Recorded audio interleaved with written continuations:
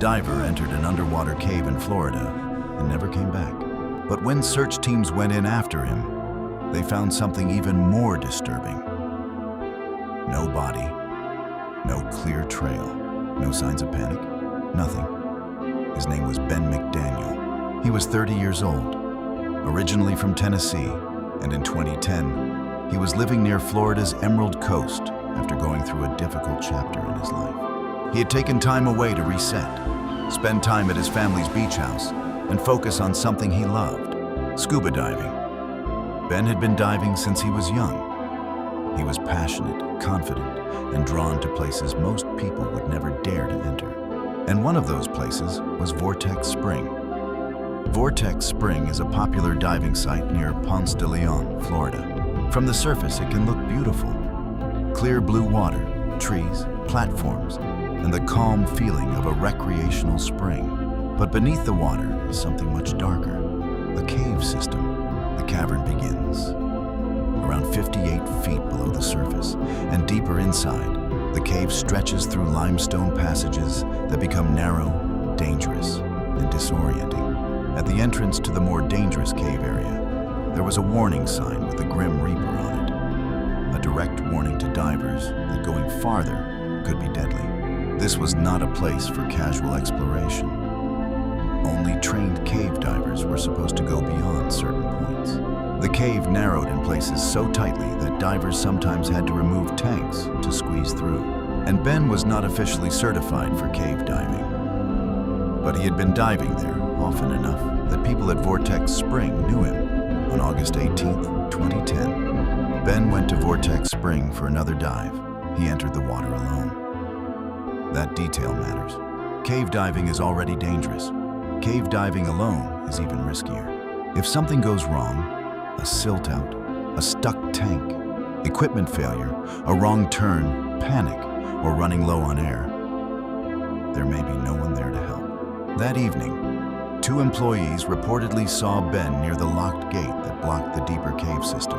One of them allegedly opened the gate for him. Despite knowing Ben did not have the required cave diving certification, Ben continued deeper into the cave, and that was the last confirmed time anyone saw him. 2 days later, employees noticed Ben's truck was still in the parking lot. Inside the truck were his wallet and cell phone. His dog was later found hungry at the family house, as if Ben had not returned to care for him. That is when the search began.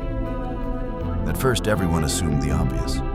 Ben must have drowned somewhere inside the cave. Divers went in expecting to recover a body, but the cave would not give one back. Search teams, including highly experienced cave divers, searched the underwater system again and again. They looked in the places where a diver might get trapped. They checked crevices, restrictions, tight passages, and areas where a body could have been hidden by the cave. Still, nothing. No body. No equipment clearly proving where he died. No remains. No obvious sign that Ben had gotten stuck and drowned in the way investigators expected. And that is where the case became more than a diving accident. Because if Ben died in that cave, where was he? Some expert divers began questioning whether he was in the cave at all. One theory is that Ben pushed deeper than anyone believed, entered a narrow restriction, got trapped, and his body remained somewhere in an inaccessible part of the cave system. His family has supported this possibility, believing he may be beyond the reach of search divers, and it is possible. Caves can hide things. Underwater caves can be brutal. A body can be wedged in a place too tight or too dangerous to reach, but other divers pushed back. Some said they searched the cave thoroughly and found no evidence that Ben had passed through the tightest sections. One expert argued that if a diver of Ben's size had forced himself through certain narrow restrictions, he likely would have left marks in the silt, rock, or ceiling. That raised another possibility. What if Ben came out of the water? What if whatever happened to him happened above the surface?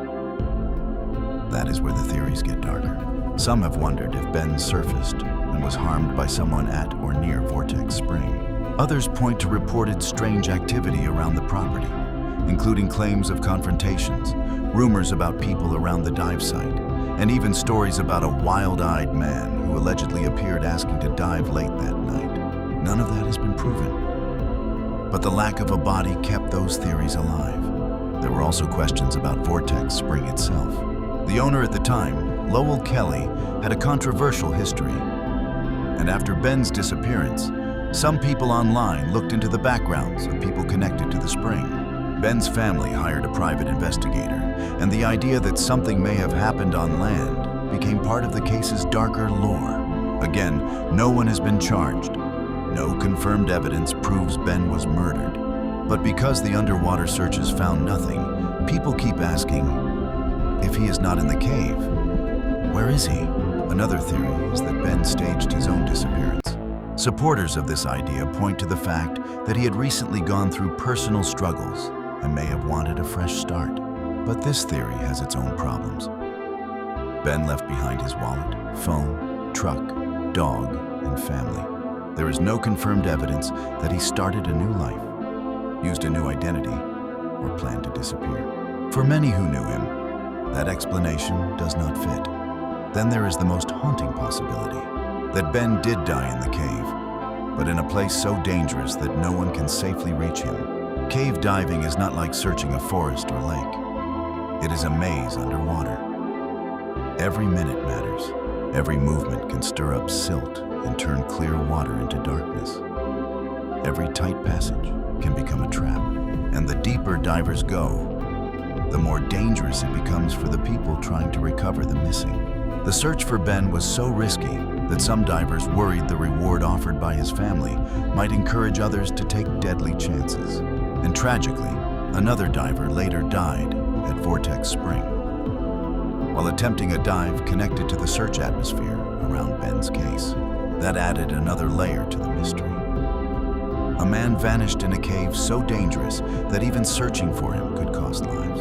Over the years, Ben McDaniel's disappearance has become one of the most debated mysteries in the diving world. Some believe the cave took him. Some believe someone else did. Some believe he escaped his life. And some believe the answer is still somewhere in the dark water, past the places most people will never be able to go. But the known facts remain chillingly simple. Ben McDaniel went to Vortex Spring. He entered the water alone. He was last seen heading into the cave. His truck stayed in the parking lot. His phone and wallet were left behind.